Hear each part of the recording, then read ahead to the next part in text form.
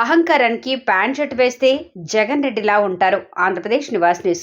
చట్టాన్ని ఉల్లంఘించి ప్రతిపక్ష హోదా ఇవ్వాలా? ముఖ్యమంత్రి ఉప ముఖ్యమంత్రిని కించపరిచేలా మాట్లాడితే సహించేది లేదు.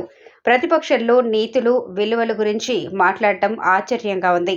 ముఖ్యమంత్రిగా పనిచేసిన వ్యక్తి హుందాగా వాస్తవాలు మాట్లాడాలి. అసెంబ్లీ మీడియా పాయింట్లో మంత్రి నారా లోకేష్.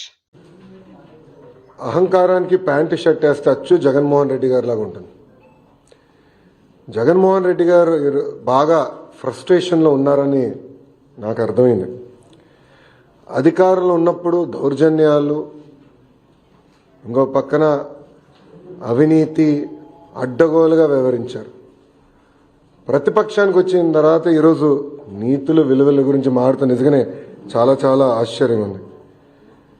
జగన్మోహన్ రెడ్డి గారిలో మేమందరం కోరుకునేది ఏంటంటే ఒక ముఖ్యమంత్రిగా పనిచేసిన వ్యక్తి ఉందాతనంగా మాట్లాడతారు, వాస్తవాల దగ్గరగా మాట్లాడతారు, ఒక వ్యక్తిని కించపరుచుకునే విధంగా మాట్లాడతారని అనుకున్నాం. కానీ ఇదంతా చూసిన తర్వాత ఇందులో ఆయనకి ఏమీ లేవు, ఏది రాదని నాకు అర్థమైంది.